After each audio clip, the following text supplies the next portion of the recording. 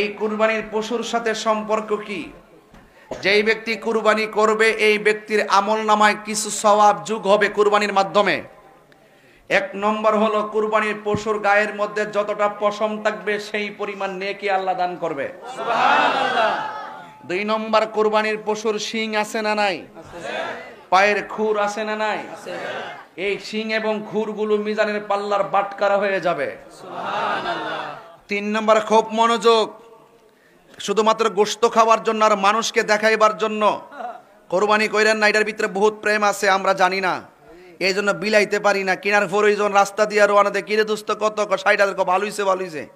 আবার যদি ৭০,০০০ একটু দাম হইছে, এই সমস্ত ফাইজলামি কথা রাস্তাঘাটে বলবেন না। দাম হইলো আলহামদুলিল্লাহ, সস্তা হইলো আলহামদুলিল্লাহ, কিনছি একমাত্র আল্লাহ সন্তুষ্টির জন্য, কোন সুৎখোরকে দেখাইবার জন্য নয়।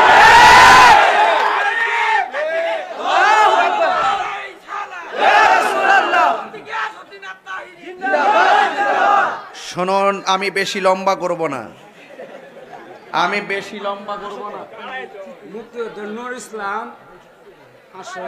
আচ্ছা, মুক্তিযোদ্ধা নূর ইসলাম আর টিয়াটো ইসলাম ভাই তো ভালো লাগে না।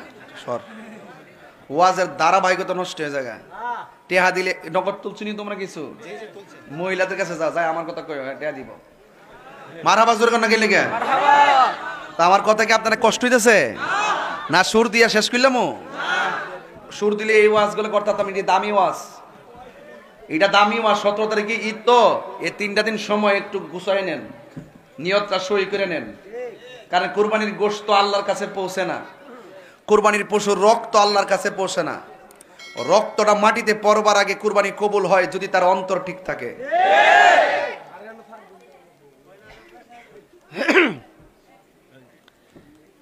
লা ইয়ানালুল্লাহা লুহুমুহা ওয়ালা দিমাউহা ওয়ালাকিন ইয়ানালুহুত তাকওয়া মিনকুম।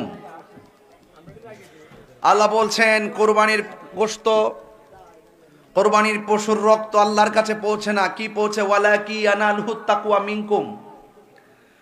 বান্দার অন্তরে তাকওয়া আল্লাহর কাছে পৌঁছে। এই কুরবানিতে অনেক ধরনের অসঙ্গতি আমরা দেখি। কি দেখি? কুরবানির পশুরে হাত পাও এমন ভাবে বাইন্দা ফালাইয়া এরপরে ছুরি দাঁড় দেয়। এই কষ্টটা দিয়েন না। ছুরিটা আগে দাঁড় দিয়ে রাখেন, ফালাইয়ে জব করবেন আল্লাহু আকবার দিয়া।